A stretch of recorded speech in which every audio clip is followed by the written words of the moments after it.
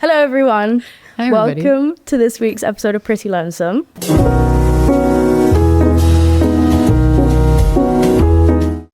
This week, we have a very special guest. Would you like to introduce yourself? Hi, everybody. I am Fletcher. She is Fletcher. Okay.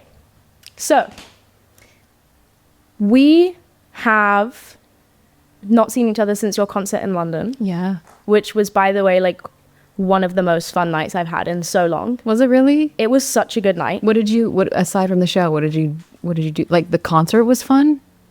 The concert was fun. I saw like everyone I've ever dated, by the way. Yeah, that feels sort of spot on. It was so like Fletcher show. nostalgic, but it got me thinking about the fact that my old friends even knew to message me like, hey, you're going to be at the Fletcher concert. And I was like, that's crazy.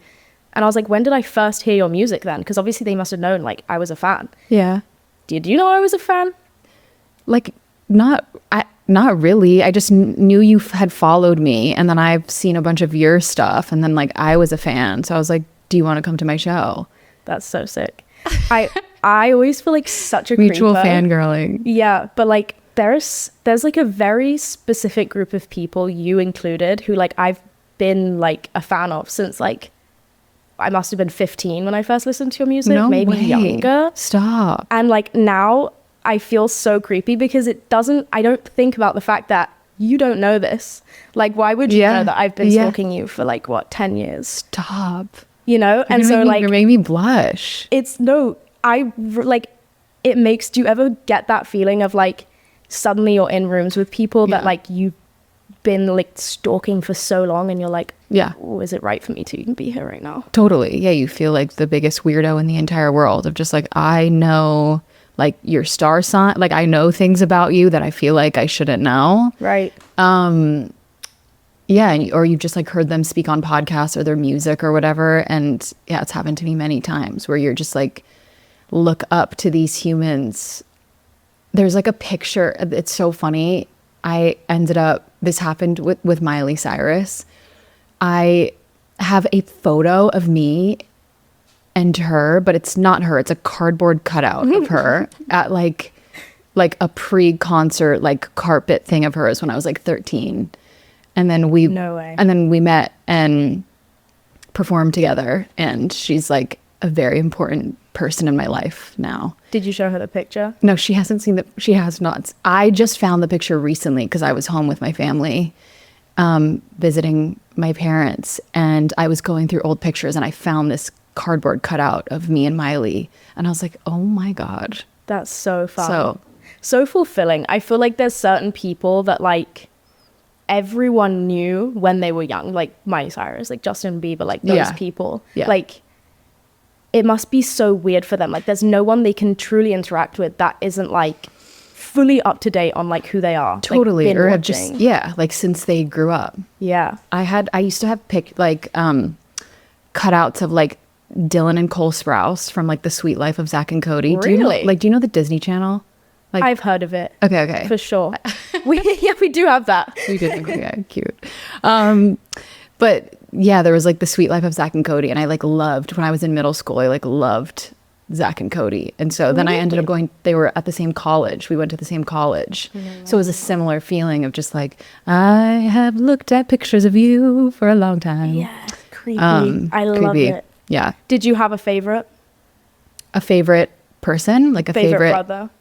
Oh, it switched. It would go back and forth, but I loved Cole. Like he was kind of nerdy on the show, like nerdy and quiet. And is that Zach? Cole was Cody. The nerdy one? The nerdy one.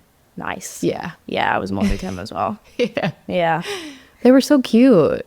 They were adorable. Yeah. That was a fucking good show. They don't make them like that anymore. No, they don't. They really don't. I've tried to indulge in the Disney Channel these days. It doesn't hit the same. It really doesn't. No. And I know I'm not tweaking because I'll go back and watch old Disney Channel shows I used to love and they still hit. They're so good. Like That's So Raven.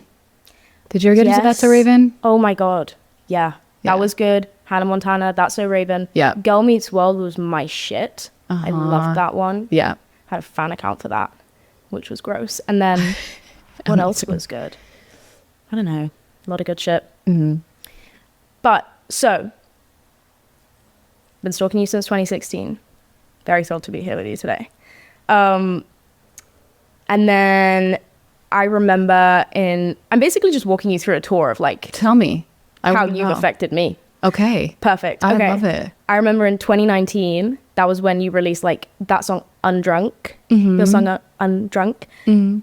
Big fan. Thanks. That was like, I was reminiscing in my Spotify playlists. Yeah. I had the same account since like forever. And it was like you and like, was it the band called Paris? It's like PVRIS. Yeah. You know them? Yeah. Oh my God. And then who else have I got written down? Paramore, like all in one playlist. And I sat Wow, I'm in great company. Great company. Yeah. I listened to it before you came over and I was literally sat in my chair. Like war flashbacks. No, like actually war flashbacks. It was like the only playlist I used to listen to. I used to sit outside my school smoking when I was like fucking 16. You were going through it, baby girl. I was. Yeah. I was. Oh, weren't we all? No, but it was fun. Yeah. It was fun. I was going through crazy shit when I was writing that song. So yeah, to anybody who was like, I can get a very clear, when somebody's like, oh, this is my favorite song of yours, I get a very clear like picture into who they are or like what they were going through at the time. Really? So, yeah. What were you going through when you wrote it? When did you write it? It came out in 2019, but I actually wrote that song in 2017. And I was going through, really shitty breakup with like my first love with a girl, and it just like absolutely, as they do, like fucked me up so bad. And yeah, I remember being like in that phase of just like, I wish I could totally just erase my mind and erase my memory from any of this happening, and like I wish I could like unkiss this person. And then the person I was in the room with was like, that's a lyric, like undrunk, unkiss, unfuck, unlove you, uncall you. And so, yeah, I was going through just my first breakup with a girl, and it was devastating. Brutal. Was it your first breakup ever? No, it was I had had a few breakups, like some like middle school relationships, and I had a boyfriend in high school. But it was my first it was like the first one that really, really, really just, I was like, oh, I'll never love ever again. Yeah. Like I will make sure this never happens again. Really? Yeah. So. And how did that go? I've fallen in love a couple times since then. So. That's nice. Yeah, but it definitely was like, I wrote about it for such a long time. Like so much of my early music was about that heartbreak. Because it was just a way for me to process it, through the music. It was just like my version of therapy. Do you feel like that kind of stuff helps you like write music, like being in a space of like instability?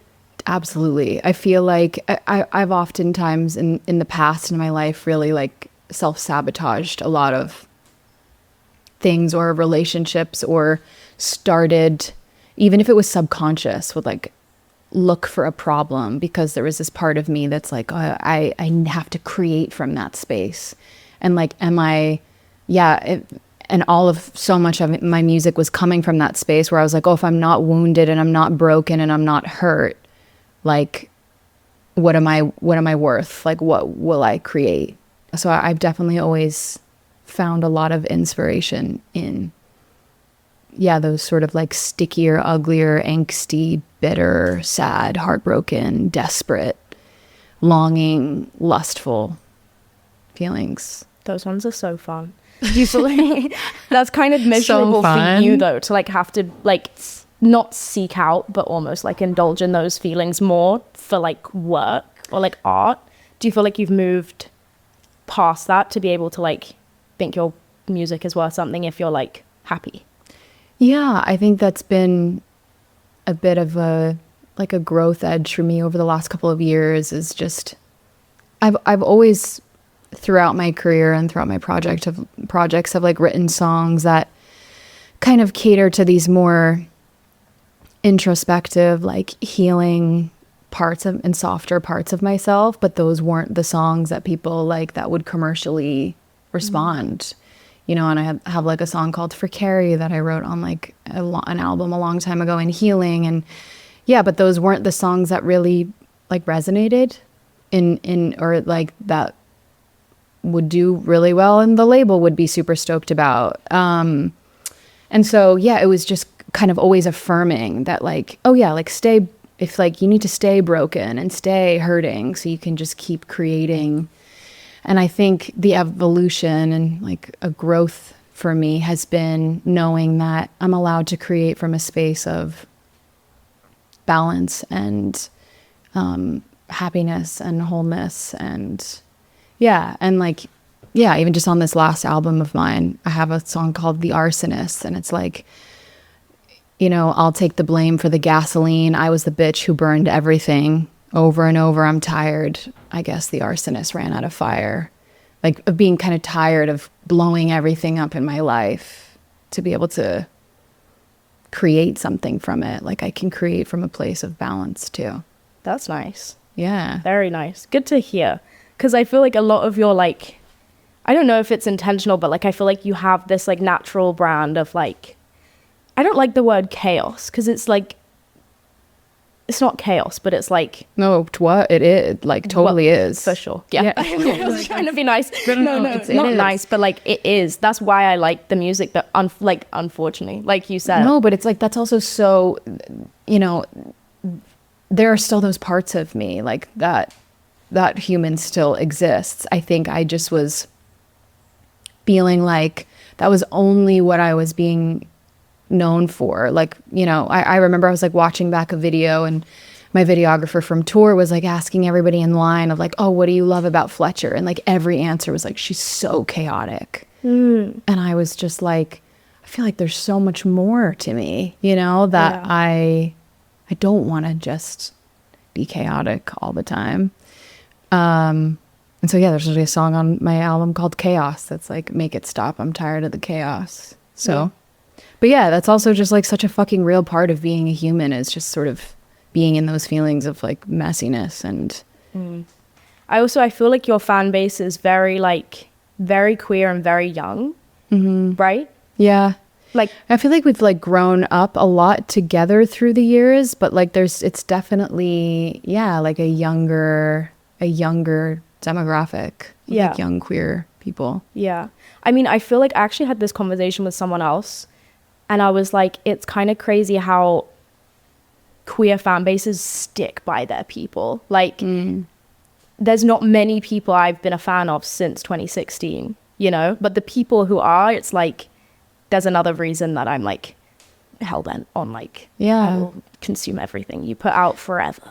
Totally. Because there's just, I mean, there is a recognition and there's a feeling of like being seen by somebody, and you may not always like feel seen by that person for the rest of your life, but when somebody narrates an experience that you were having. When I started, the queer representation felt so minimal, and I think that's why people they like hang on to just like you know you told my story, like you narrated some of my deepest pains and heartbreaks. And yeah, I feel that deeply.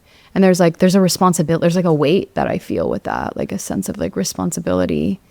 But also just, it's like not something I take lightly, like so honored to be a part of people's journeys, like to be a part of your journey since you were like a little baby, like little sweetie. Yeah, that's so cool. So when did you come out? Was it before you started like releasing music as Fletcher? Because you were in a group before you were a solo artist, right? Oh no, you did your research. I was like on the X Factor when I was 17. I learned this, and I was like, when I first saw that, I was like, oh, you must mean that you like worked on the X Factor, because I saw a picture of the girl group and I was like, where is she? You didn't recognize me. Couldn't find you. And then I found you and I was like, no fucking way. Yeah. Oh my God. Yeah. I was in like a pop country girl group. Pop country. That's lit. I fucking love pop country. I love pop country too. But I was in a pop country girl group that like Simon put together on the show. So that was really like, that was when I started in the music industry when I was 17. And then, I went to college. I went to NYU. That was where I fell in love with a girl for the first time. And I ended up taking a year leave of absence. I moved to Nashville. I wrote my first ever EP there. And then I went back to school. I was like going to school and simultaneously releasing a project. And I was like interning for a music publishing company. And my job was literally to find like unsigned artists. And I had just started releasing music and I was like an unsigned artist, but I didn't tell like the boss of mine at the time that I was an artist at all. And I was like the first ever independent artist to be the cover of like it was New Music Tuesday at the time on Spotify. That still exists. It's New Music Friday. Ugh. Yeah, the fuck? They switched the days. But New Music Tuesday. And my journey started with my first song in 2015. And then I came out officially with a song called Wasted Youth. And a music video of my girlfriend that I was dating at the time. And we were like very much falling in love in the music video. And I remember it vividly. Do you? Of course. A pivotal moment. Yeah. It's definitely a very pivotal moment for me. And so that was when you came out? Yeah. With that song? Yeah. Cool. Yeah. And then was that the relationship that sent you to write the next album, or that was? Yeah, it was that relationship was like really transformative for me. And love has like always very much been my muse throughout my whole entire career. And that was one relationship that was like really so formative for me. Yeah. That's nice. Yeah. What age did you kind of realize that you were like queer? Oh, like baby child. Really? Yeah. I was in love with my childhood best friend growing up. Oh no. I like loved. Yeah. That was like probably my first like heartbreak, honestly. How old was it was the like friendship? unrequited. Like you were like tiny or what? Like 12 to like 18. No. Yeah.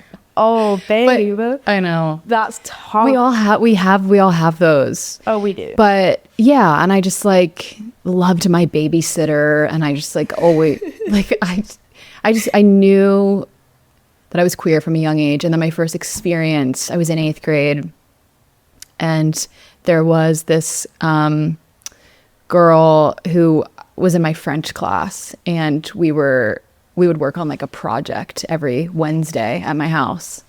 And we would just like make out like nice. We were doing something French, but not really much of a French project. Can you speak any French now? Bonjour. Perfect. Je m'appelle Carrie. So like really young. Were you like always comfortable with it, or was it like a... No. I was like so ashamed and scared and deeply confused. When I got to college and got to New York, I really felt like I could just kind of like spread my wings and explore queerness and like what that meant to me. And I dated women for like the next 10 years of my life and like wrote so much beautiful music about my experience loving women. Yeah. Would you say you're like kind of a yearner? Because I feel like a lot... Oh, yeah. I mean, I'm also like, I'm a Pisces. So I feel like there's just a very innate yearning as a Pisces, like no matter what. Like this longing, yearning, hopeless romantic. Yeah. Yeah. Fully. Do you feel like that? Are you a yearner? The worst. What's your sign? Cancer. Okay. Yeah, maybe it's like it's like an emotional water sign thing of just being like... It's something, for sure. I like it, though. It's honestly, like, sometimes it sucks to feel that way. But, like, I actually wouldn't trade it. Yeah. Like, I find it so entertaining. And like, I don't fall in love very easily ever, but I same. yearn after like the same people for like forever. Yeah. Which I find it's awful, but it's also like, I also find that like everyone that I've ever loved, like I still, it's not necessarily like a romantic texture, but I love them. And I just am like, oh, I guess love doesn't really go anywhere. It just takes like different form and different shape. But there is this feeling that I just am like, oh, I guess you just love people forever. yeah. Which is kind of depressing and like painful in some ways. But I guess also, I don't know, just part of the human experience. Anybody else? Yeah. No, I agree. Like, it is, I don't know, I've never understood, like, for me, I've never been indifferent in my life. Like, Ever. Never. Yeah, I feel that. Yeah. There's that little like tug. There's like a little heartstring tug. Yeah. That's there. I also feel like it's a way of honoring that chapter of your life and what that relationship served and what it taught you and what you learned. And like, you get to bring pieces of that into your next like who you are into your next relationship. So it served like a really transformative purpose. And I think to entirely just rewrite that or rewire that or forget that would be, doing a disservice to yourself and to like future partners and lovers that you get to be with who are just getting like, you know, an evolved, newer, grown version of you, which is the whole point of relationship anyway, is to like to learn about ourselves and to like experience ourselves and to like experience love. It's the coolest fucking thing in the world. And it doesn't come around very often. That's also true. Yeah. Yeah. Like, I don't fall in love. I'm like a lover, but I don't fall in love easily. We're same. Yeah. I find it actually really sad. Like, I think I've been in love once ever. Really? Yeah. And like, I've loved other people like so much, but like, if I'm really looking at it, I'm like in love. Not in love. Like, it was nothing, like, it was just like loving because I am the way that I am rather than it being something like beyond. Yeah.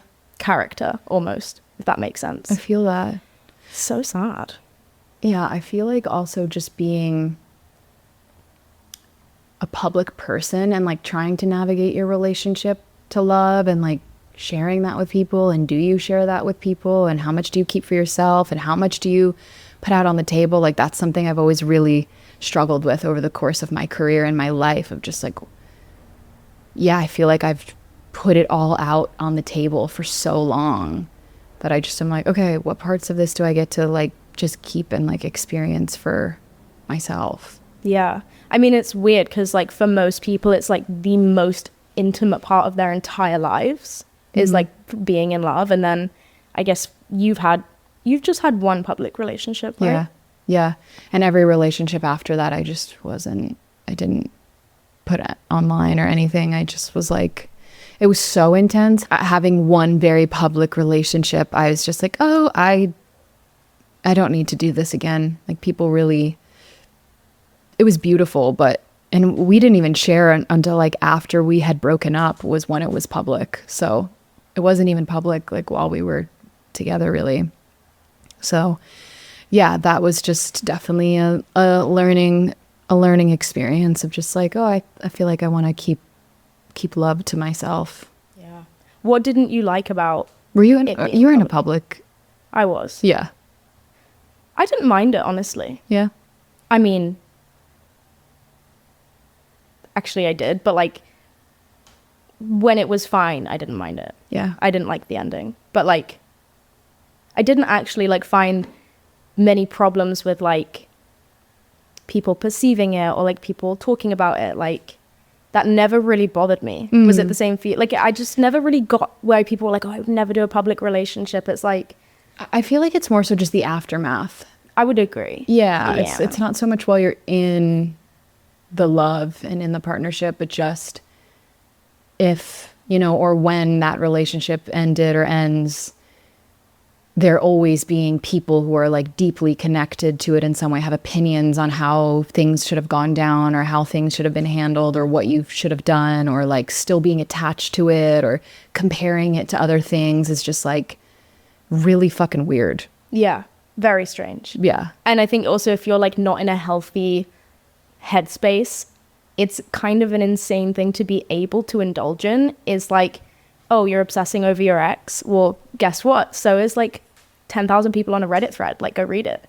Like, that's really bad for your psyche, I fear. Totally. Yeah. And that's the other component of it too. It's just like mental health. You know, it's like I've been on quite a journey with my mental health, with just anxiety and like obsessive compulsive disorder, like from a really young age. You have OCD? Yeah. I've been on quite a healing journey with it, like throughout my, like the last 10 years. But, yeah, since I was like 6 years old, it was really intense and kind of just manifested in different ways over the course of my life. And yeah, whether that was just like obsessive patterns and behaviors, and then it would be like thoughts, and then it would map onto my sexuality, and then it would map onto my relationships, or health, like insane health OCD. And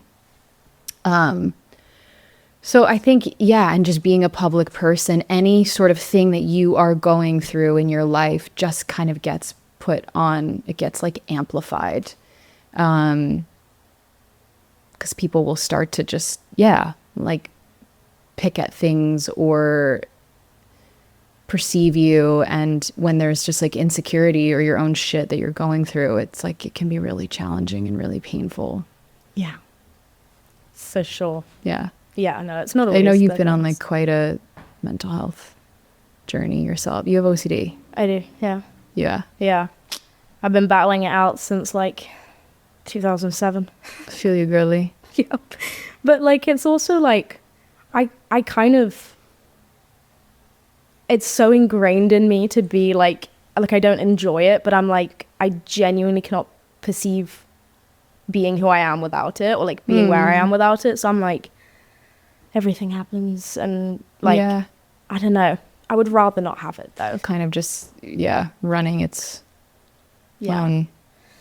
But no, it's exhausting. It has like fully a mind of its own. Yeah. Do you feel like you've found any like strengths through it though? Like, has there any sort of like superpower come out of it, or like have you just developed like a new relationship with it from the OCD stuff? Yeah.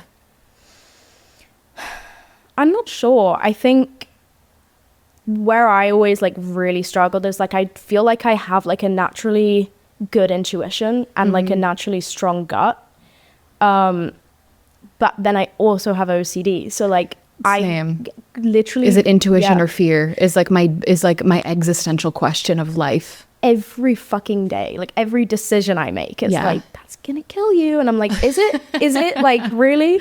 And like that's been like the worst thing for me, is like I feel like I can't follow my intuition because I'm like, no, it's something else, and then it's like, no, that was actually your intuition, and like, now look, haha.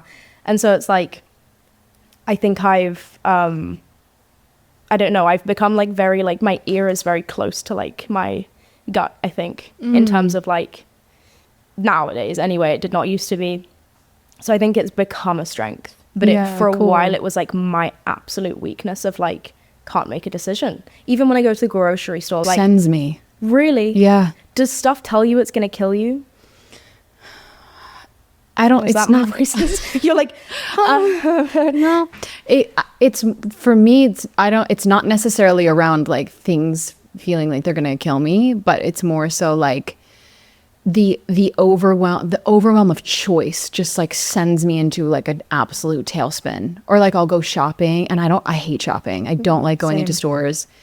But because I don't go often, I'll go through this thing where I'm like, well, I have to try every single item on in the store because I may never come back. And like, what if I get home and I'm thinking about those jeans and I didn't get the jeans? Like, it's like a whole, and it becomes, and then I'll come home with like things that I didn't really need to buy or want to buy. So yeah, I feel you. It's definitely can be super, super overwhelming, but I like that you found, like understanding the nuance between fear and intuition, and learning how those two things kind of communicate. Like the biggest thing that's been helpful for me is like fear is it's really loud. It's really erratic. It makes you feel like you have to rush and quickly make up your mind and urgency.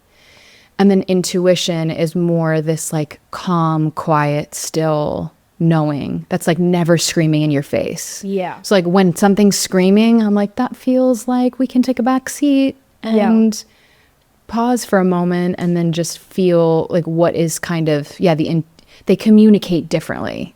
I agree. That's been helpful for me. Yeah, me too. I remember I read this like quote on like fucking Tumblr, I think, when I was younger, and it's like always the forefront of my mind, which is, it was something like things that are like dying or being like deprived of like life scream. So true. And yeah, so that's now so it's true. Like for me, a big one is like when I go to the grocery store and I'll like, for example, I'll pick up like a carton of eggs. And then I'll be like, oh no, this one has salmonella. And then I have to put it down and pick up another one. And then sometimes that one will be like, this one also has salmonella. I'm like, fucking hell. I have to put that one down. And then I stand there and I pick them all up until my brain is like, this one's fine. And I'm like, thank God. And sometimes I just leave without the eggs. But it's like that. But for every single thing I pick up, it's like, this one has E. coli. And I'm like, bruh, no, it doesn't. And like, if this one does, then they all do. But anyway, for me, it's like, if I put it in my basket anyway and my brain is like screaming at me like, now you're gonna die, and like, you didn't listen, it's like, now I know who you are. Like my stomach doesn't do that to me, you know. It's like more of like a come. Totally, you know? Wow, you're so in touch with it. Yeah. And it's so true, the thing around like the things before they die off, there's this like screaming process. This is like separate, but I was diagnosed with Lyme disease like 2 years ago. Oh wow. And I've had to do a lot of treatments over the last 2 years. Like, when I was like on the road, it was really, really, really brutal for me. But a lot of times through treatment, there is this die off that happens of like, as sort of the Lyme or the infections or like whatever's kind of whatever's kind of going through your system. There's this feeling where it's like it feels like just anxiety swimming through your body. And so I've gotten really familiar with that feeling of like a die off of just as kind of an old story is leaving you. Not saying that Lyme is a story, but like how you're saying with the anxiety of just, you're kind of learning this fear, you're learning to let this fear go and like not let it run your life. I think it's like a really, really powerful thing. I'm familiar with that feeling. Yeah. No, I think you can definitely feel like when something is leaving your body. Totally. Or like, sorry, you've been going through that. You took a break from music. Was that because of your illness? I took a break. It was in 2023, I think it was. I had to, there was a tour that I had to cancel because I just was, my body was just falling apart. I had like vocal cord paralysis and oh no way. I think I had just like pushed myself between like my mental health, my physical health, emotional health. Like I had kind of just started to feel like I was like crumbling under the pressures of being on the road, being in the music industry, like constantly showing up for people and giving them like the time of their lives. And my body just kind of started to shut down. So I took some space to sort of like reset from that. That's good. Yeah. I feel like you like learn the hard way if you don't let yourself rest, that like you're not invincible, which kind of sucks. Totally. Yeah. Yeah. There has to be that sort of recalibration and kind of like taking stock of everything. Yeah. And I think that's, a lot of, even just through this like last project that I worked on, is like through the making of that, I really was being super quiet and really reflective. And I think it's important to have those moments, in your life. So let's talk about your most recent project. So you just released your album. It was mid-July, right? Or end of July? Mid-July, July 18th. July 18th. We were supposed to record this episode 2 days before that? Yeah. And then I got sick. I got so grossly sick. And I was like convinced, you know, when you like you're coming down with like the flu and you're like gaslighting yourself, you're like, it's just not, I can't, like, it's not gonna happen. that you're not going to get sick. Yeah. And you're like, no, I don't have a sore throat. Yeah. Like, no, it's I don't have this is just like a little. Yeah, and you're like swallowing repeatedly to like test it out. And I was like, that one didn't hurt that bad. Yeah.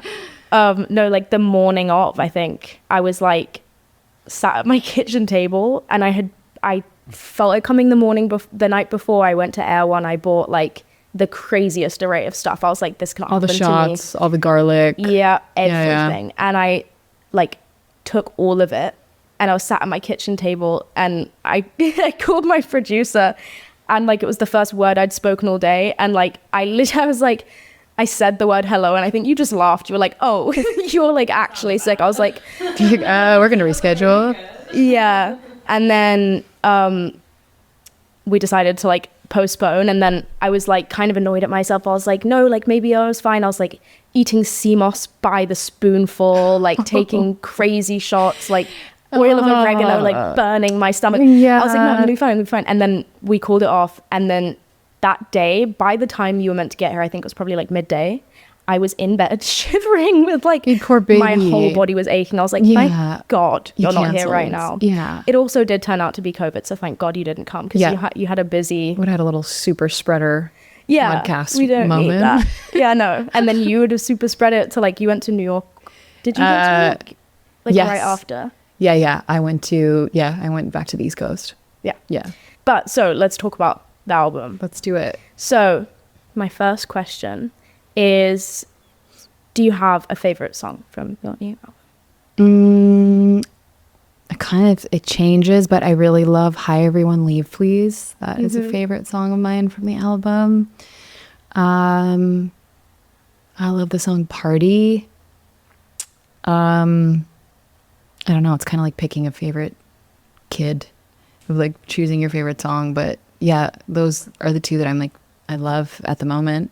Yeah. Yeah. I like Hi Everyone Leave Please a lot. You do? Yeah. I think that's probably the most played one that I have from your album. I like it. Thank you. You talked in it a little bit. Well, actually, I saw your Instagram post with about the song. Yeah. And it was like the slideshow. Yeah. Maybe you can put it, I don't want to butcher your words, of like kind of what you said in that post, but you were talking a bit about how to sing has been a dream you've had since you were like a tiny kid, and maybe it doesn't like fit your life anymore. Yeah. Can you speak more to that feeling?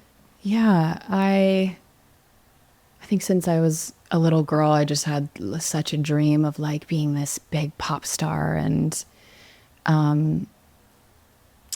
I had like such a vision, and I think over the years of it's been like the most epic and beautiful journey, and it's also been really, really, really challenging. And the album and that song specifically is it's about my relationship with the music industry, and kind of what happens when you feel like there's so much outside noise from like teams and labels and audiences and fans, and your own pressure that you're putting on yourself to like reach certain thresholds of success. And I just, between my like physical and emotional and mental and spiritual health and like all the things, I just was like found myself at such a rock bottom, even though I was doing some of the coolest things I've ever done in my life, you know, like performing with artists that I've like dreamed of performing my whole life with, and being in the rooms with, and selling out, you know, venues I dreamed of playing like since I was a little kid. And found this feeling of just like, why doesn't this feel like what I thought I was going to feel like? And kind of reckoning with that feeling, and just, I'm like, oh, what happens if my dream is changing? Like my childhood dream is changing, and it's not something that feels like it lights me up in a way that it once did. And so, yeah, that's been like a really painful, scary feeling. Have you found what does light you up? I think I've been in such a state, you know, for the last 10 years of my life where all of my energy has gone into like building my career, that I feel like I started to lose touch with like the girl, like the human that's behind, you know, Fletcher's my last name.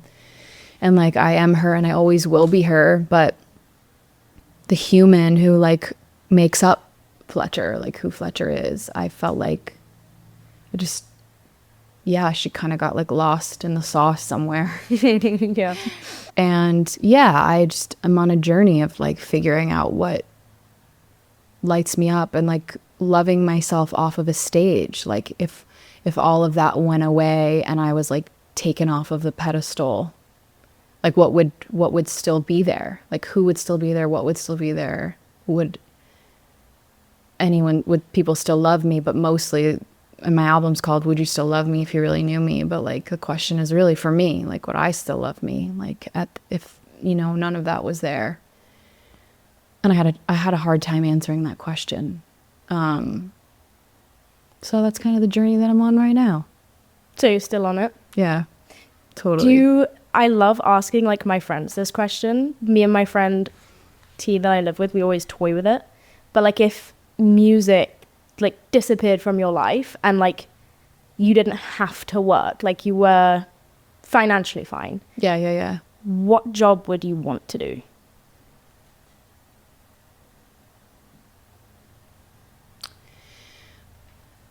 Oh my God, that's such a good question. I feel like it would be something, I used to answer this question as like, I would want to be an archaeologist. Sick. I have such like such a fascination in just like ancient Egyptian culture and Greek mythology and yeah, like really sort of fascinating like civilizations and stuff like that. Yeah, and probably just like something in a wellness space. Like I'm really into just, and I think just through the journey of a Lyme disease diagnosis has just taken me on such a health journey of just like health and wellness and mental health and just, yeah, helping people like thrive and feel good in their skin and in their body. So I don't know if there was like a strange job that allowed me to be an archaeologist and like a yoga teacher. Not actually, I don't think I would be a yoga teacher, but like something that's just in a wellness space. Like ancient medicine, I feel like you would love. Yeah, like I'm super into like herbalism and cool. Yeah, learning like different properties of, like I was home with my mom and she has a little herb garden and I've never been into any of like that stuff, but she was just like showing me the basil and all her like little potted things and it was so simple.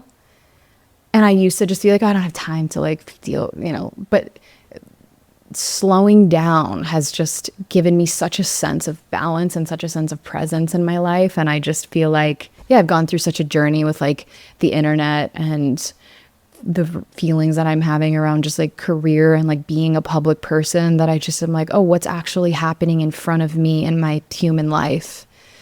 And just slowing down and like being with the simple stuff has been really grounding for me. Yeah, dude, I feel like you out there with the clay, like yeah, like doing stuff with your hands is so, because we just live in a world that we're like so absorbed in these screens and everything that we value is like right here. It's like how many views are we getting, like how well are we doing, and it's like fucking exhausting, and it's a goalpost that is forever moving. Like it never, that's the thing that I realize is like it never stops. No, and it never will. No, and you get in the room in these spaces with the people that you've just like looked up to your whole life. And to hear them reflect that too, of just like, oh, it never stops. Yeah. Of just being like, oh, like what mountain am I climbing? Like, what are we all running to? Well, exactly. Yeah. I feel like you should like, do like have you ever considered like a part-time like course of study? You probably have no time for this, but like no, that's the thing is I really am just, yeah, I just want to like slow down. Everything's been so fast for so long that I've not had time to like show up for friends or people's birthdays or like weddings or things that I want to go to. I've missed so many moments that I'm like really want to slow my life down. And maybe taking some kind of part-time courses. I totally would. Like, I think to be a student of anything, like a student of life, is kind of like, to keep, there's so much that I don't know, you know? I feel like I aced the test in like certain areas, and then there's just so many other things that there's like a whole world to discover. Yeah. I feel like when people answer that question and it's like something so niche like archaeology, I'm like, there's so many ways to lean into those things without like having to like dedicate your entire life. Yeah. How would you answer that? What would you do? The job thing? Yeah. I think I would, you know, like ironically, I really miss like working face to face with people. So I think I would do like a part-time job, like somewhere very people-y, like the airport or something. But also I did used to work with people, and people are like fucking horrible. So I know that it's like I've romanticized it in my head since I've stopped doing it. Can I ask you, like, what has your relationship been to, like being a public person and social media and the internet? Like, how has that evolved? Like, has that changed since you started? And like, are you in a different, like, how's your relationship to it? I'm currently struggling. So I'm just like, really? Yeah, I just am like truly curious. It's evolved a lot. I think at first I really just didn't understand the first thing about it.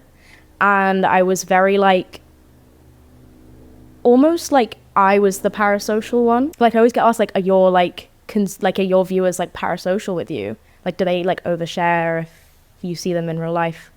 And like, I'm like, no, like that was genuinely me. Like, I couldn't perceive how many people there were, or that like we all didn't know each other. So it took me a sec to like kind of truly recognize like I don't know these people, and like I have a general idea of who they are, and like I see them in person, and I'm like, okay, I know who watches me. I know like the kind of energy most of them give off, and the way they behave, and the things that they do or don't align with. Like, wow. But it took me like a sec to really like realize that when someone like praises, or it's the opposite of praise, like condemns, whatever, like online. Yeah. I had to realize like I can't take that shit personally, because whether it's good or bad things that they're saying, because I'm like, I don't know what this person thinks. Like they could have like an avid obsession and support of like Hitler for all I know. Right. Like they could be genuinely the worst person on earth. Right. That I would never want to receive praise from. Right. So like taking that one like comment at face value of like praising me for something I said or did, I'm like, that could be a really bad thing. And equally someone disagreeing with something I do or say, like that could be a really good thing, because like there are people in the world I would never want to receive praise from, you know, like it would be an insult to like have someone tell me that I'm a good person if I think they're a fucking terrible person. So totally. I think I like had to take a step back, like a detachment. Yeah. And also like I got very freaked out for a hot sec after I like started posting, where I was like, I can't say anything weird, I can't do anything weird, like just like mind blown of like, there's how many people watching this and like why. And so I went through a long phase of just like kind of judgment. Yeah, like yeah, I like that you have the sticker on your laptop. This is your fear of looking stupid is holding you back. Yeah.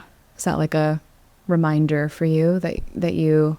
Yeah, well, it's from my friend Mai's clothing brand, Alchemy. Cool. And she sends it when she sends me hoodies, and I love these stickers, so I just put it on because it's like I actually was hanging out with her recently, and we had this whole conversation about like things we want to do, but like and ways we would want to branch out, and we're like, but it's like kind of embarrassing to like try new things. And but like I think coming to LA specifically, like I don't know if you agree, but like there's a lot of people here who just aren't, it sounds awful to say, it's not that they're not talented, it's more like the talent isn't like the key jumping thing. out. No, it's not. It's just like I know so many talented people, but I know more people who are more like audacious than anything, and they are the successful ones. Totally. You know, it's like kind of just unabashedly willing to put themselves out there and try and do whatever. Yeah, exactly. But yeah, I think, no, my relationship to the internet is definitely like an ever evolving thing. But I would say now it's like the healthiest place it has been in like probably ever. Wow. What about you? What are you struggling with? I think I am just, like, I think I shared so much of my life for such a long time that it started to feel like, I had to put absolutely everything out there. So struggling with this balance of like what I share with other people and what I get to share from myself. And even just, with this last album release, one of the first songs that I put out for the album was a song called Boy. And just feeling, like receiving the internet's like feedback and criticism and thoughts. And it was really hard. It was really challenging for me. And so I think I've always struggled being with somebody who's so sensitive and like feels everybody's everything. And 'cause I put out so much stuff for so long, people really feel like they know you and they're like entitled to your story and who you are or how you should share it and like how you should speak or how you should use a platform. Through all of that noise, it becomes really challenging to kind of find your own center and your own knowing. And so before I put this album out, I like disappeared from the internet for 6 months. I just didn't go online. I like didn't post anything and just kind of had to really like, take stock of like my own feelings and my own emotions. And like, I just wrote the album from that space. That's nice. That's healthy, I think. So you hid away before releasing for writing the whole album? Yeah. That's cool. Yeah. I feel like it's, I don't know, the internet is very tricky to like, the needs of like the internet change so often based on like external factors. I feel like it's hard to know like some things during some periods of time are going to be like so much more sensitive than others. And I feel like when like it demands like so much it demands sometimes things that like are just not actually authentic. Like it's hard to like just tell like a harsh truth, not a harsh truth, but like just a truth that isn't like exactly the narrative that they kind of want. Which I get like it. Yeah. I think people like are very like, I don't know what the word is. I don't want to put the wrong word, but like, I feel like what I was listening obviously to the album and to Boy, and I feel like in the song you were like predicting like this is like people aren't gonna like this kind of. Yeah. Did you ever, I couldn't find like an answer to this in all my stalking. Did you ever use the label lesbian? No, I've never identified as a lesbian. From the time I came out, queer just always felt like really perfect for me and really spacious, and like there was room to experience my sexuality and to evolve and to grow and to like learn. And but to your point that you said before, just around I think people really, I had used a couple of male pronouns like throughout the course of my career, like it was in like some songs, but that wasn't the center of my experience because all of my romantic relationships had been with women. And so, people only were used to hearing me talk about falling in love with women and having my heart broken by women and loving women and celebrating loving women and being proud of loving women. And, but queer has just always felt like there was yeah, there was a room in that for me. And it's just been like a lens that I view life through. It's like an open-heartedness and a curiosity. And for me, it's always been about like the energy of somebody. And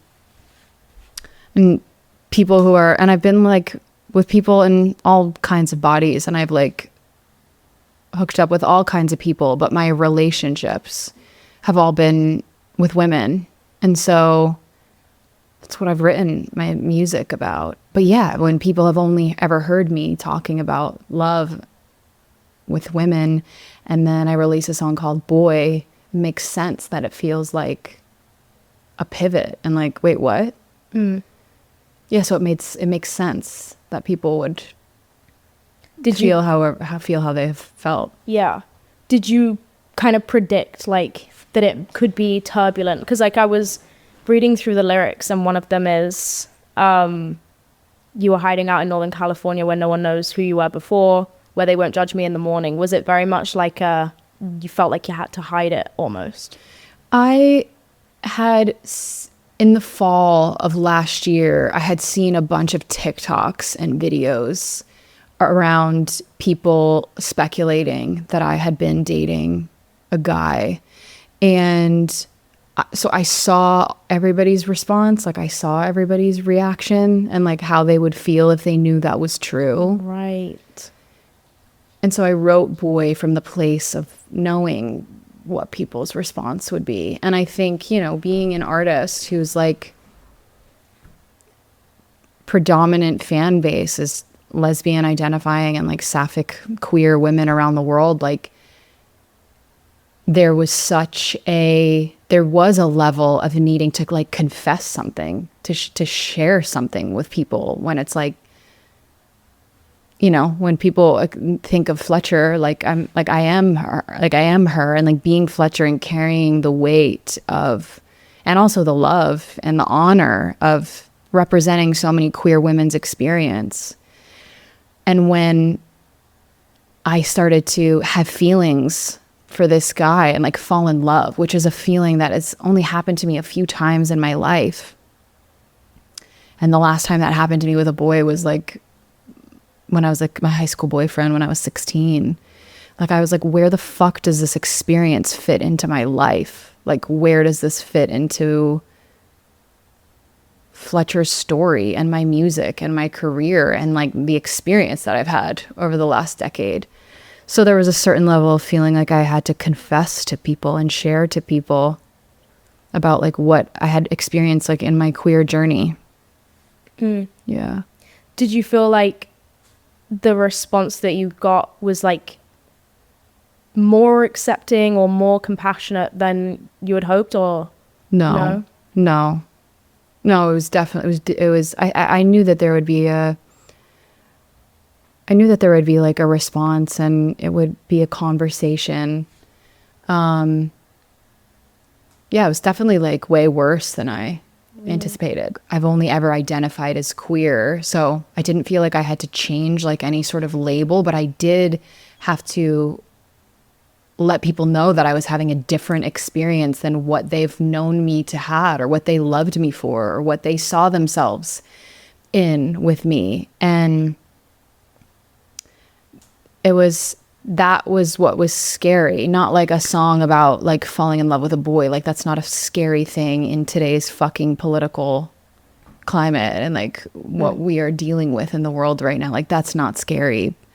But it was scary to share that with people. So yeah, I feel like the climate we all are existing in right now is like part of why people are so like kind of reactive to these things, because maybe there's times when people are more like open to it being just like queer people are allowed to have their own authentic journeys without it like being without them having to like hold the responsibility of the entire like representation of the community like on their backs. I think there's just a lot of fear. There's such a lot of fear and such a lack of trust of who we are in the hands of, and like what the fate of people is in all different areas and all different communities and marginalized humans, you know, like there's there's a fear of, where we are headed. And so I think there is this natural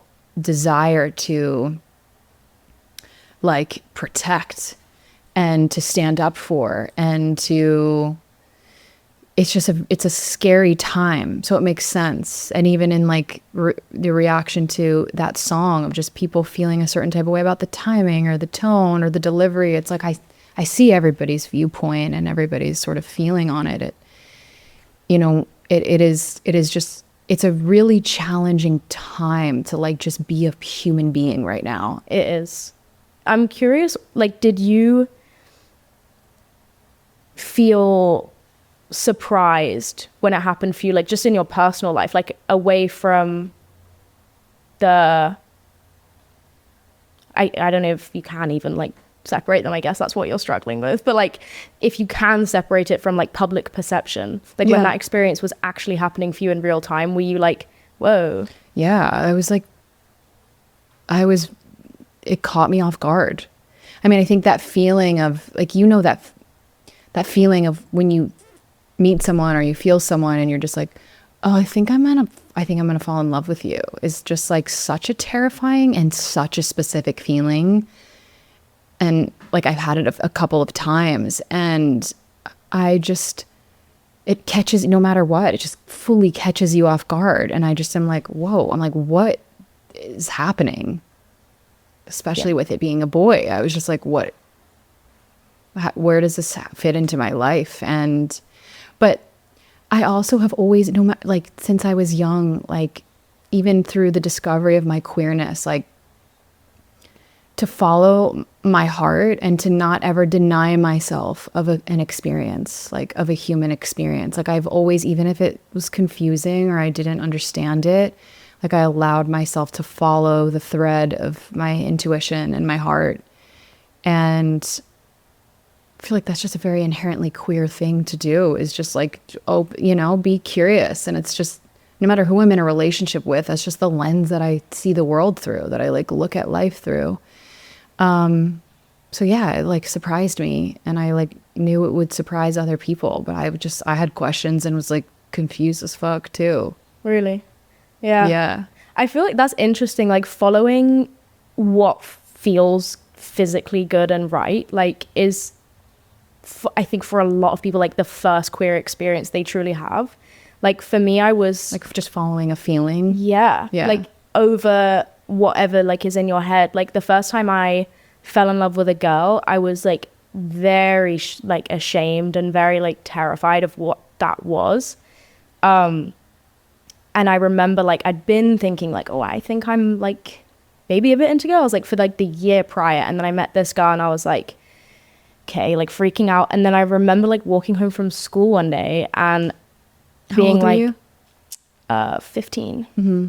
Yeah. I remember being like, this literally feels so nice that it cannot be wrong. Yeah. Like I had so many different like ideas in my head about what it meant. And if it was wrong, if it was like shameful, if it was like something I should not do. And then like that one day I just surrendered. I was like, no, this feeling like that cannot be wrong from any standpoint that I may have in my head. So I feel like that experience of like a lot of young queer people have been told like this might be wrong in some way, especially like, I want to make myself sound like old, but like 2016 versus 2025, like so fucking different. I mean, you're saying you as a person? No, or just like the even like you were saying, the like representation of how much it's changed. Everything's changed. The internet is so different. Like TikTok was not a thing.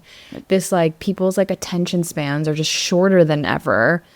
It's so, the demands are so different. Like the landscape of everything is so different. Yeah. Like I know I feel so fucking old saying that. I mean, like they didn't have TikTok back in my day. But like even like Vine was what, like 7 seconds or something stupid. Like you weren't getting any like think pieces on Vine. Right. Like I certainly wasn't. And like I was just like, Definitely if I was not. on Instagram, I was seeing my friends. Like I didn't know about influencers. And if I did, it was like fucking Alfie days. Like he's not telling me anything about like queer culture. So like it's so like natural, I think, to like have your first experience be like you're following a feeling and like just being like, oh, this is like very foreign, but it feels good. And like you kind of just did that, but like in a different direction. Yeah, just following that thread of just what feels good in the moment. It just feels like such a human thing to do. But did you ever feel any like pressure to be like a certain you said it before, but just like at the very beginning of your career identifying as a lesbian, and then you had this experience with a guy, like once you had that, did you identify as bisexual and then just felt, or like is it queer for you, or is it bi, or just you're just a human loving it's just people? Still haven't figured that one out. Cool. Yeah. Like that's so great. Yeah. I'm like confused as hell. Because also like I feel like a lot of this stuff like just ebbs and flows for me. Like there are points in my life where if you want to talk about fucking sexuality, like I could throw up at the thought of sex. Like I go through phases where like nothing could be worse to me, and then I go through phases where that's not the case, and like you know, and like and like when I dated a man, I only really looked, not to say I was looking at like other men, but like if I was to look at another person like and think someone was hot or think someone was appealing in any way, especially after we broke up, it was always men. Like it was like that kind of formulated my type almost. And then when I was dating women, I never looked at men. Like I never even glanced in their direction. Like they didn't exist to me.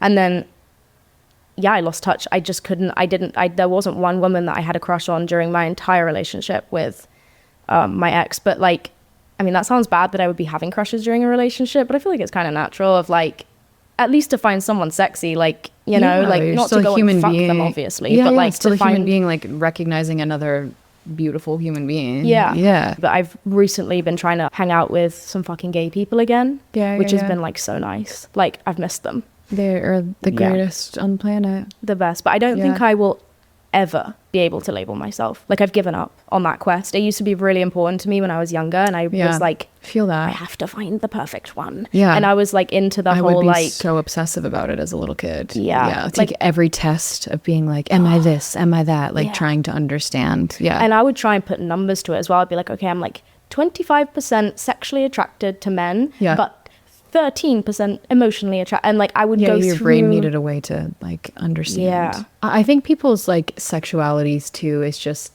some people it's just a journey where it never really fully lands somewhere, and it's kind of this like evolving, like ebbing, flowing thing. And then other people they know, like, and it's just never changes and it never evolves. And I think that's the cool part, is that it just like fully gets to be your journey and your experience.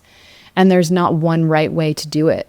It can look however the fuck you want it to look. And that's the coolest part. It's just like, fuck who you want to fuck, kiss who you want to kiss, love who you want to love. Yeah. As long as you're happy and like you're not hurting anybody. Right. I know, it's kind of... don't fuck. If you don't want to fuck, don't fuck. If you just feel emotionally stimulated by people or intellectually, like there's not one correct way to experience connection, intimacy, or attraction. But it was also very freeing to me to realize, like, if it doesn't matter to me what my label is, then I never have to figure it out. Like, I don't know why I was so hell-bent on knowing. I think it was just youth and insecurity and like pressure and like fear of like, oh shit, I'm gay. But like pressure you put on yourself. Like, that's really what it is the pressure that you put on yourself, right? Just like needing to understand, or being able to perfectly package it and express it, and asking yourself different questions is like, what actually matters to me, and what do I actually value, and what makes me feel alive. And that's really kind of just the most important question, is like, what makes you feel alive? Yeah, for real. For you, it's archaeology. I was curious, because this is something that happened to me, but like, and then we'll move on to the next song. But other than like the obvious, like in terms of like labels and like the more public facing stuff, or like not even public, but like things you tell your friends and your family and maybe yourself, your partner, like, was there any other parts of your identity that you felt like got called into question when you like started to be in like a heterosexual, like, presenting relationship? Oh, I mean, I just saw I saw the craziest stuff of myself, of people just questioning my like political standing, or being like a trad wife, or like yeah, people were like, I was like wearing a dress and I was like standing in a field and just like really being, which has nothing to do with anybody that I'm in a relationship with. I just am like, your girl's just trying to regulate her nervous system and touch some grass because it's actually good for you. It's like just a hot day. There's actually science behind putting your feet in the grass. Yeah, so it was really fascinating to see just what the use of like a certain pronoun then started to shift, like an entire narrative gets created around that, where I just am like, whoa, like where the fuck is all of this coming from? And then yeah, wanting to really just ultimately express, I'm just trying to be myself right now. Like, a man doesn't have me soft in the field frolicking around. Like, these are just the parts of me that I've been so chaotic and so wild for so long that I'm like, these other parts that didn't get a spotlight on them as much just want to come through right now. And so with that, it started to, I started to see all these like wild things online. And I just am like, since when does like queer have an aesthetic? Like, queer can like look like anything you fucking want to do. And it is kind of sad when you like the place it comes from, of like, just because you're around a man as a woman means in some way you have like fit into this like completely natural role of like dresses, trad wife, like in a field, in a dress, like, yeah. What? Yeah. You know, like yeah, all these ties that get made to a certain presentation of something. Yeah. But again, it kind of just goes back to that of where we are in the world right now, you know, just where we are like as a collective is just really, it's very unsettling. So people are just making connections, like trying to like make sense and like protect themselves. Yeah. Like I get the desire to do that because it feels fucking scary. Yeah, it does. But also I think it's very natural, like, to per the relationship you're in, like every dynamic is going to be different. And like, I know for me, like some of the relationships I've had with all of the relationships actually I've had with women have made me like lean more into being like, I don't even know how to define masculine, but like if I was gonna give it a word, like without it being too deep, like it would be like more masculine. Yeah. And not just in the way that I would dress, but in the way that I would behave and like fit more into like the traditional, like what you would expect a boyfriend to be like, which I always resented about my relationships with women, because I was like, why is man natural position in this relationship at all? Like the whole point is that we're two women. I don't know why I'm doing any of this, you know, like we don't have to be in these dynamics. But I feel like it's normal to get into a new relationship and like lean in or out of like certain energies that you naturally embody, like whether that's more like feminine and masculine are so the wrong words because they're too like loaded. I feel it's tied to gender when it's not actually. It is just like masculine energy and feminine energy doesn't necessarily mean man or woman, but people very much can make a connection to those words being tied to like a binary sort of gender. But yeah, I think that's always been the most interesting thing to me about relationships or queer relationships and just anyone being with anyone is that I'm like really interested in challenging like gender norms and like who is what and who plays what. And it's not even, I don't even like the word playing, but like just what you're kind of embodying. And I'm really interested in like relationships where there doesn't feel like there's like a specific role for somebody to be a specific thing. It's kind of just exploring both sides of no matter who you're in a relationship with. Like I have masculine energy and I have feminine energy. Like the other person has masculine and feminine energy, and it's the dance of how those things weave together. Yeah, is what is like hot and cool and fun, and what you get to play with, and how you want to express yourself. Yeah. Have you found it all in like after like dating a man, or like being with a boy after being with women for so long? Like, do you ever find that there's things you do that, I don't want to do the timeline thing, but like, did you ever feel that you almost bring like a disruption to the normal like dynamic of things, where it's like, I have straight friends who date men, and they would expect, based on kind of like their culture and the way they were raised and like their fathers and what they were taught, but it's like, for them it would be like gross if they're going on a first date and the guy doesn't open the door, for example. Yeah. And like things like that it's like, even if you don't want to like enter into a dynamic where like he's the protector, provider, and all these things, it's still like, we both know you kind of just out of like your own conditioning, or like some like, just open the fucking door for me on the first date. If you're a man, like, I don't know, open the fucking door. Do your civic duty. Like, open it. I don't want to touch it. But like, if I was on a date with a woman, like, that's out the window. Right. Like, I don't know who's going to open the door. Right. We're both probably going to lean for the door. And it's like all these different things. So it's like, when now being in that position after so long of being with women, where it's like shit's up for grabs most of the time. Like, have you ever been like...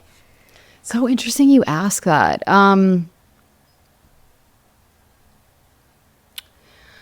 I think I've like always, whether I was like, no matter who, like who I've been in a relationship with, like even all the women I've been in relationships with, there was such a masculine, feminine balance to them.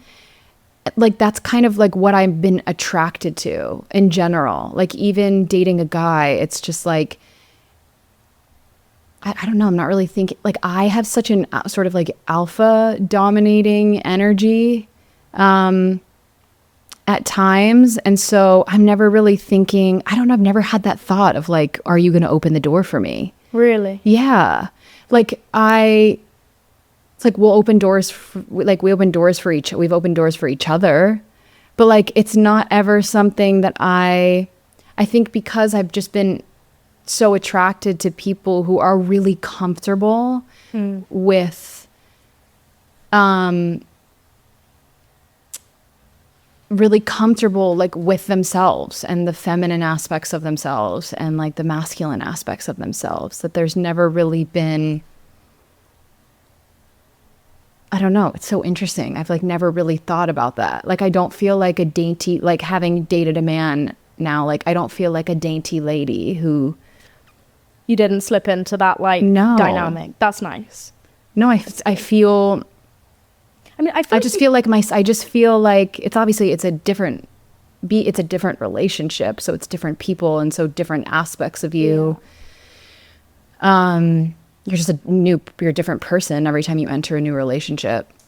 But I just feel very like myself. I didn't have to tuck anything away or bring anything more forward. I just kind of get to be all of me, which is this like all of it. It's this like, it's very sensitive, anxious, softy Pisces, and this like really strong in her power and in her knowing, you know, more like decisive and like masculine. Like I get to be all of that. And I have in all my relationships with women, and like now having dated and being like a relationship with a guy. Nice. Yeah. That's very healthy. Yeah, it's cool. Like I really like that. And I think that is, everybody's experience is probably different, but yeah, I never even thought about that question that you asked. So great sign that you've never thought about that. Yeah. Keep it that way. Forget I said anything. Genuinely.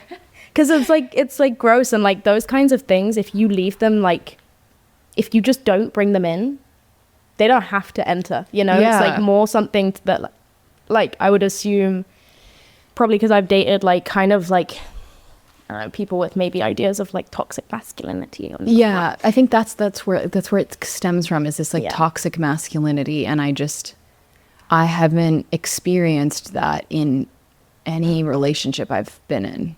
Wonderful. Like out in the world, yes, but like romantically, no. Nice. Congrats. That's great. I think I've been, if anything, like I've been the exuding some like toxic masculinity at times. Like a bit of a fuckboy. Really? Yeah, I literally have a song called Fuckboy about just in my yeah, about just being a fuckboy. So if anything, it's like I've been the problem. Nice. Yeah. That's more fun that way. Yeah. You do with love. Tell me. It's maybe the man spreading, but I did give you a chair where it's kind of obligatory man spreading. Well, I'm like, this is the other option. I could have like been kicked back, and I kind of feel like I'm in a therapist's chair here. Yeah. Maybe this would have been, maybe we'll finish it like this. Maybe. Yeah. I do. That just chair is people a different so vibe. fucking comfy. I watched This TV is a great chair. Good, right? Yeah. Offer up. I like it. Swear. But maybe it's the man spreading. I don't know. I love that still kind of man spreading. She's a lady. Okay, so did we speak briefly about this one? Congratulations. I feel like, no, we didn't talk about that one yet. I found this one interesting because you were talking about like the loss of youth and you had a good time and now you don't have that fire, and like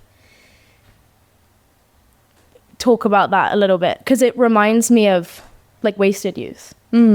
Cool. Is it like of the same vein or like no? Now that you say that, there is sort of like a similar nostalgia, I think, to it. I don't think I intentionally did that, but yeah, congratulations is just like, I don't want congratulations anymore. It doesn't quite hit. It's a needle in the haystack kind of lore. It's a dopamine lie and the dopamine's running dry. Like this feeling around, when you're constantly receiving like praise and congratulations, and sort of this feeling around it, like not really feeling, I'm like, oh, like the success and all the things, like it doesn't really feel like how I thought that it was going to feel. Like the dream doesn't feel like sort of the excitement of like Hollywood and the fame and success. Like it doesn't hit the way that I thought it was I thought it was gonna fix every problem that I had, or just how I feel about myself, or just solve things. And I'm like, oh, congratulations, if you don't really love yourself, is actually a really fucking empty word. And I was struggling with like receiving congratulations. And it's a song about kind of pondering what it would be like to not receive that anymore. Like if I wasn't on people's pedestals and I stepped out of a spotlight or stepped off of a stage, like what would that feel like? You know, how would my ego take that? Like what would that mean? So yeah, that's what that song's about. I feel like a lot of this album is about you like off stage versus like on stage, which it must be hard to like differentiate because you've been doing this for so long. Yeah, I think it's just about like peeling back a layer and sort of like looking at what's like behind the curtain. That's why I'm like stoked for Taylor's new album, like Life of a Showgirl. I'm so excited. You know, and her talking about how she's like, this is what was happening off of the stage, you know, when I would step off of the stage. And I'm sat, I'm listening. I'm like, tell us what's going on back there. Yeah. And yeah, I'm excited to hear that. I've always been really drawn to people and to albums or bodies of work, or just who are willing to like kind of like open the closet or like peel back a layer and show you do that. Like I think it's why people really love you and gravitate to you, because it's not like a facade. Like you just are pretty unapologetically yourself and share everything that you've experienced or are experiencing. And there's such a human quality to that. And I think that's what I wanted to bridge between like, yes, I'm an artist, but I'm like also a human being. And yeah, wanting to bring all parts of me in this sort of merging of just like Carrie and Fletcher, and yeah, like a peeling back of like, yeah, what's under the hood kind of record. And I think that's exactly what it is. It's like some records are meant to be loud and bold and big and celebrated, and like other records are meant to be listened to in a quiet room and be more introspective. And I think that's what this album was for me. It wasn't the like big splash, you know, of like projects I've had in the past. It's definitely more intimate and quiet intentionally. I feel like it's very impactful because of that though. Like the people who like need it will like take a lot from like the things that you say in like most of the songs, I feel like. Thank you. Yeah, it's been the most love I've ever received on an album. Like there's so much in my comment section. There's like so much deep reflection and so much thought and so much processing. And it's been so much love, like in a way that has, the messages that I've received and the way that people have felt seen, or some people fucking hate it. And then other people, it's like my favorite album that I've ever made. And so I think that's cool. I think that's cool too. Yeah. I feel like that's like a big compliment of a response though. Like you have to have one, I feel like, to have the other. Like if someone's gonna like love it, someone else is gonna fucking hate it and think it's like the worst thing you've ever done. Yeah. You know, just like she lost her spark, and like, you know, I love it. I love that there is that polarity of just people being like, this, I hate it. And people being like, I have never loved anything more in my life and I can't stop listening to it. I'm like, that feels, and that's felt to feel the love from people has just been, after kind of the whole journey that it's definitely been like a weird summer for me. Did you start writing it 6 months ago, you said? I started writing the album at the end of my tour in the fall last year, through the top of this year, like through this year, and then yeah, duh, I forget. Yeah, a little bit of last year and like into the first half of this year. Nice. Yeah. How many like different, I guess call them muses, would you say were like inspirations for like individual songs? Because I was watching on this album. Yeah. I think that's the thing about this album, is that every album of mine in the past has always been about love and like my relationships to other people. And if it wasn't directly about someone, it was about myself in the context of love, like learning about myself through the lens of like a partner, like somebody I was dating. And even if songs sound like they're a love song on this album, they're about me. They're about myself. And so this is the first album that if it is truly about, there isn't songs about other people on them. Like everything, even Boy, is about my learning about like my queer experience and like understanding like how that has evolved, or it's not something I kind of see outside of myself.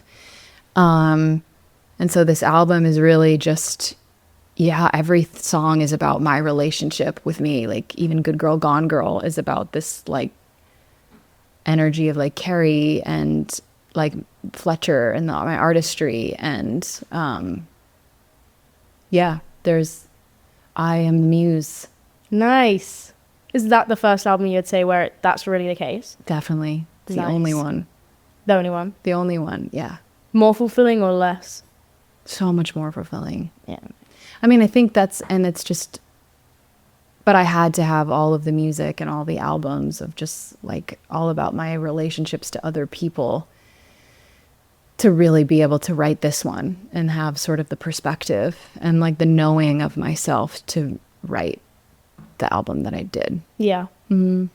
No, I feel like I learned a lot about like the way that you think about yourself by listening to the album. Like that was like, I didn't feel, other than Boy, I felt like I didn't learn anything about like your sex life or your dating life. Yeah, it was the first album that there's not like sex songs, there's not love songs, there's not heartbreak songs. It's kind of, the heartbreak is like feeling the heartbreak from myself or from, this idea of like maybe my childhood dream like evolving, or my relationship to the music industry, like that heartbreak. But yeah, it's not about anybody else. It's nice. I was listening to Distance though, which sounded kind of yearny to me. Okay, let me tell you the tea on Distance. Okay. And the chorus of Good Girl Gone Girl. Those were both songs that those were choruses that I had written about relationships, that I rewrote them and everything around the choruses to be about either my relationship with like my audience and like the fans, or my relationship to like my artistry and myself. But they were about women that I loved and lost. That checks out. Yeah. So you're right. There was like the seed of both of those songs is very yearny. But I sort of gave them like a new life. And when I brought them into this project, and I was like, oh, I like really relate to this, but in this way now, which I think has always happened with my music over the course of time. It just kind of like takes on a new meaning every time I perform it. I'm like, oh fuck, this like Undrunk hits like so different now 6 years later, but I like still relate to it in just whatever I'm going through my life. Yeah. I mean, that's even moment. like music I listen to. Like I've listened to the same songs on fucking repeat for like 10 years, and every time I listen it's still relevant, but like in a new way. Yeah. Which is fun. I like that you did that. Yeah, I was listening to it and I was like, it's interesting because you start the album off with like talking about the boy, and then it goes to like a lot about Fletcher, Carrie. I feel shy to call you Carrie, but you did it, so I'm doing it. It's so cute. But like you say it like correct too, because I'm from Jersey, so there's like a long A, like Carrie is how I say it, but everybody out here says like Carrie. Like, wait, you say it? Carrie. Carrie? Yeah, you say it the right way. Like yeah, this? the Carrie. And people here say it like what? Like Carrie. Do you hear the difference in what I'm doing or not? Kinda. Really?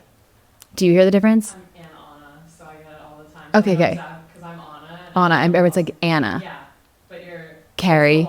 It's the long A. It's the long A, Carrie versus like Carrie. Right. Yeah. So I like the way you say it. But yeah, like, and then it went to this, because I was listening to them like in order, and then it got to Distance, and I was like, interesting. There's some yearning there.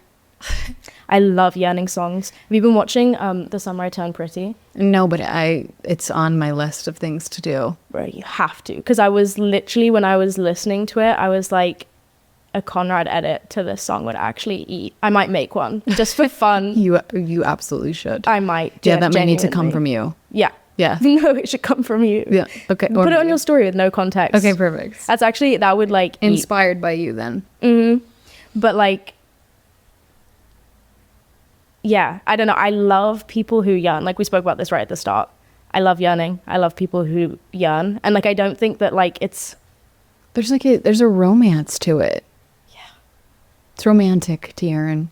It is. And it's fun. And like, yeah. And then I had a follow-up question, which was, what's the longest you've like been stuck on someone after a relationship?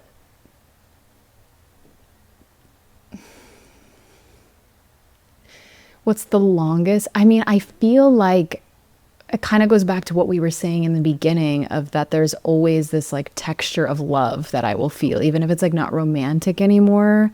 It's like I feel like every lover and every person I've ever dated is like still has a really special part in my heart. So I don't know if I'm ever like never 100. Yeah, like are we ever like 100%? It kind of goes to that feeling of like I don't feel indifferent. Yeah. I don't feel indifferent, but like fucked up over somebody. Like you would like to see them kind of thing. Like there's a difference, I feel like, of like being at a point where like if you knew they were going to be at an event, would you go or would you not? Or would you still maybe go, but it's like either you're fucking going to that event. Yeah. Because you just need to like even just see them from across the room, or like, you know what? I'm good, but I still love them, but I'm good kind of thing. There was God, every breakup that I've had like sucks so much, but there were two that like just absolutely rocked my world. Really? Yeah, like fucked me up beyond belief for a long time, like years. Yeah. Like I don't know exactly how many years, but like a long time. Multiple years. Multiple, yeah. Great. That's fucked. Yeah. It's kind But you gotta like like to experience that is just, I mean, it's terrible. I wouldn't wish it on anybody, but there's also, yeah, there's so much you learn about yourself in that time, and it like means you're alive. Yeah, for sure. Yeah, like it would be kind of depressing to feel that much to pain. never feel it. Yeah. It's fun, I think. Like maybe like the worst, like the thick of it isn't fun. The thick of it's definitely not fun.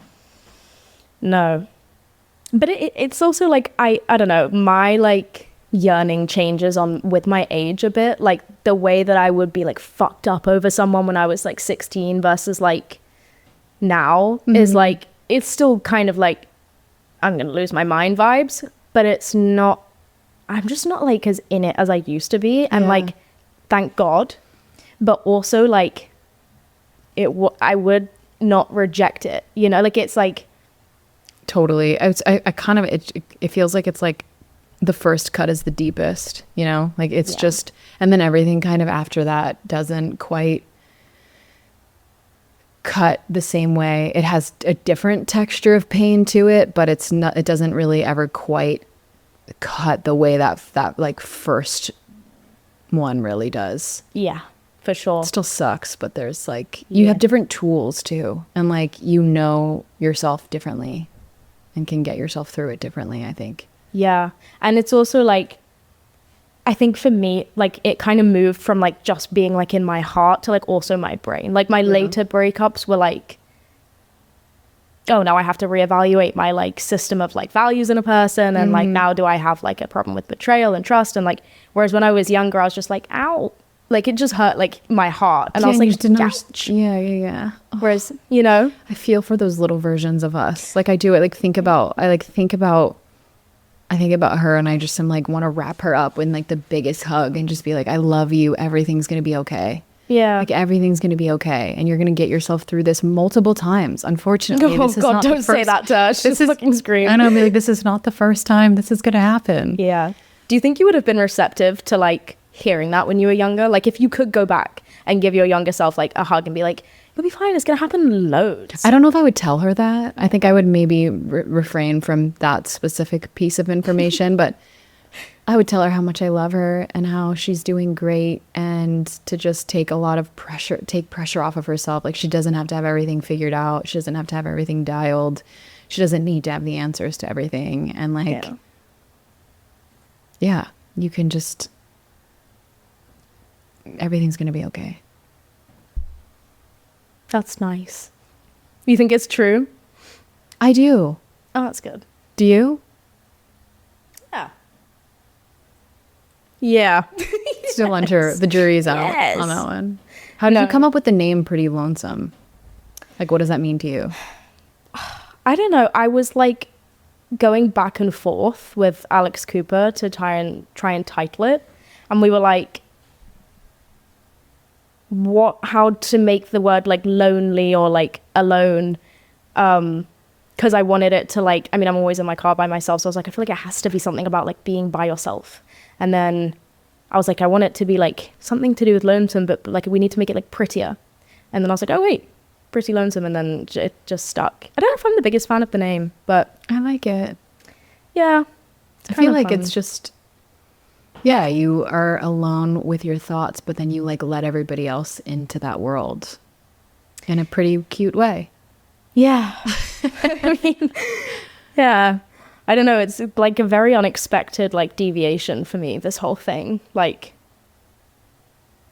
sometimes I can't believe this is like what I do. And I'm like, bitch, like, did you think this too? Like you've told people what? And I do forget that like my family can also tune in at any time to watch you talk about that's not good. I think my mum has like officially quit listening to me, because I know she did at first. She was like, this is cool, like my daughter's like making videos, and then it would get to the point where she was just like, involuntarily learning too many things about me, and now she's like, yeah, I don't really listen anymore. I was like, thank you. Just fucking thank you. Mom tapped out a long time ago. Yeah, God bless. But yeah, kind of a random little name. I don't even know. Okay, so you've spent a lot of time in your career like being surrounded by and uplifting a lot of other queer creators, musicians, artists. Was there anything in their response? We spoke about like the fans' response to Boy. Was there anything in the response of other artists that surprised you? I think, yeah, to see other queer creatives and artists and people that I've like publicly supported and like cheered on, to make commentary or like, yeah, make comments or make TikToks or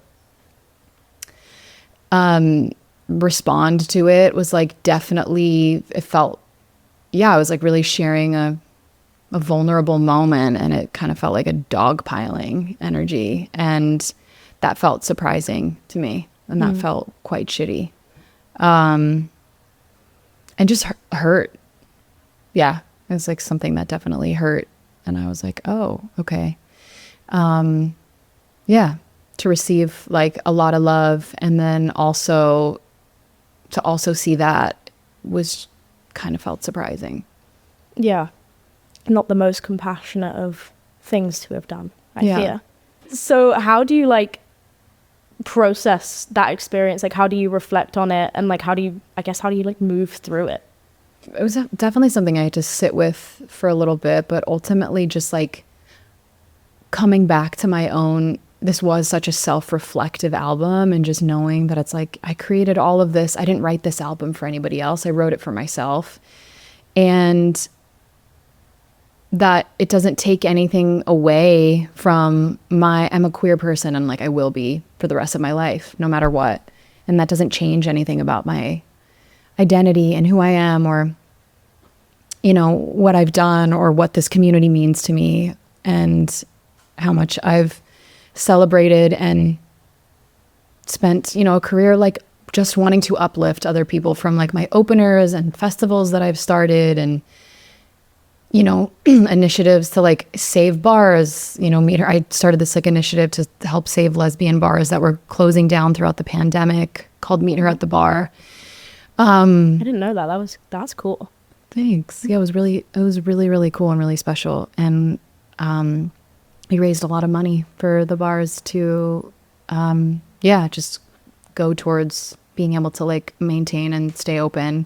Because creating safe space has always been something that's so important to me, like throughout my whole career. Is just, I mean, you've been to my shows, so hopefully you've like felt something like that, but just really wanting to create a space where people could just show up and unapologetically be themselves and express themselves and just have fun and just like be perfect as they are in that moment. And so just always coming back to that and to like my intention and to my own knowing, and just, yeah, it doesn't take anything away from like my journey and like knowing who I am. So I love that. Is Fletcher and Friends, is that part of that same? No, Meet Her at the Bar was an initiative, was something that I started with GLAAD and their rapid response initiative. To be able to raise money for these queer spaces to stay open. And then Fletcher and Friends was a festival that I started in my hometown in New Jersey, and had a bunch of really epic queer artists like be on the bill. And yeah, I've always just wanted to like, in the openers on my tours and stuff, I always just wanted to amplify other people's voices, and that will always be something that's really important to me, whether I'm on a stage or off a stage. Just like, yeah, giving the mic to the people who we should be hearing from.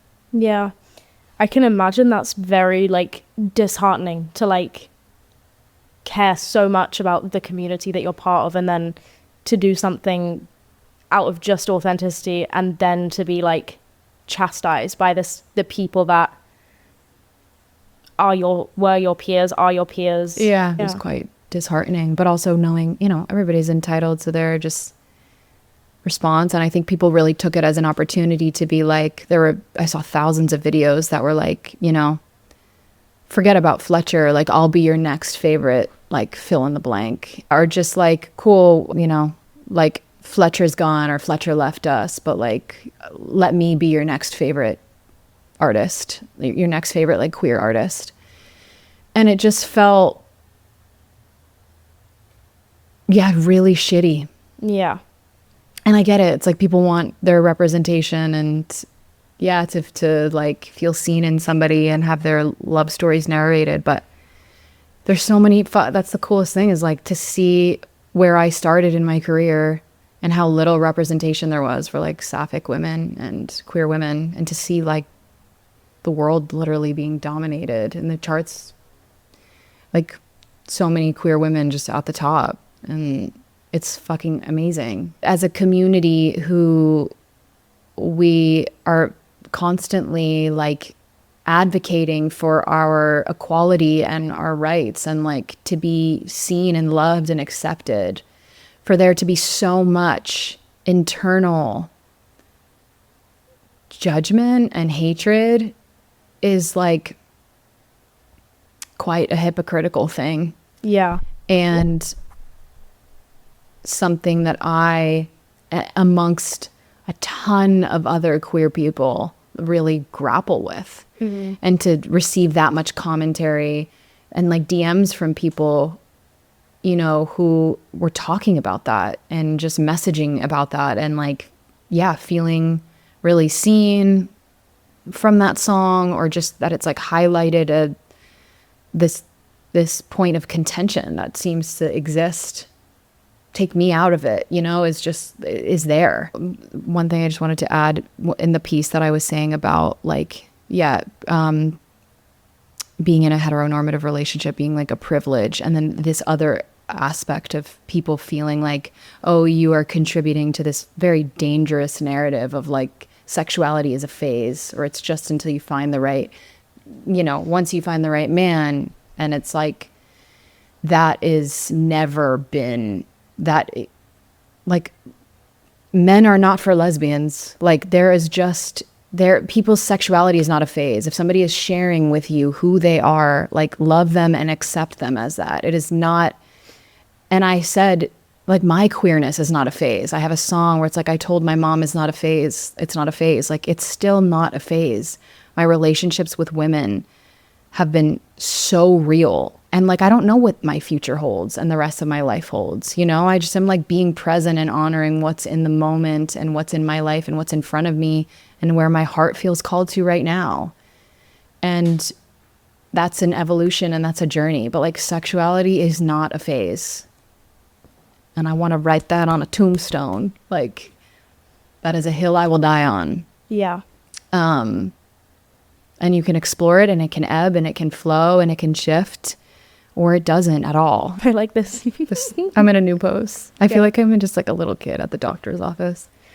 Yeah, this is the doctor's office stance. Like the like the little nervous tap too. Yeah.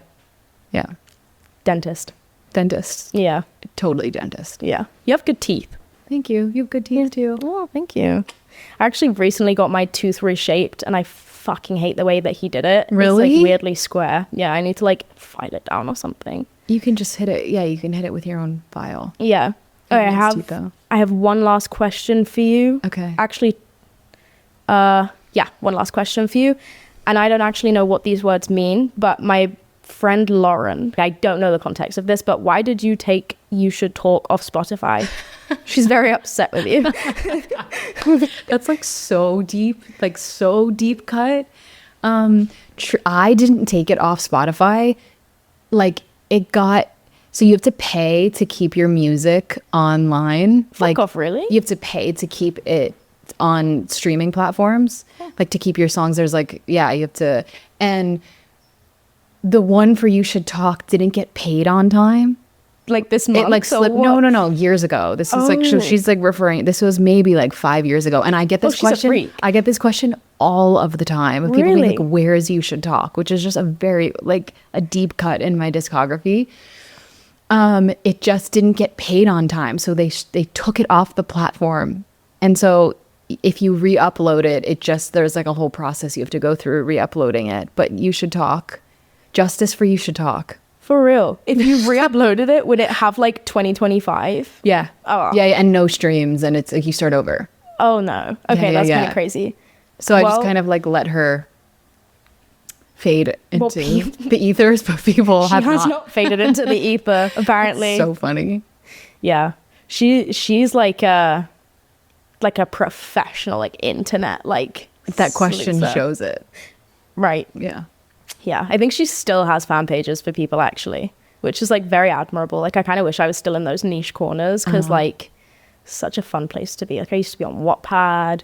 Not for you, don't worry. I was not writing fan fiction about you, but other people. Oh, so cute. When was the first show of mine that you came to? Because you came to, it wasn't just London, was it? Or was that your first show? Why? I feel like I saw you perform before we knew each other. Yeah. I must have done. I think you might have, maybe you like tagged me in something, which is why I maybe like knew to invite, like discover, there's something happened, yeah. What the Did I DM you?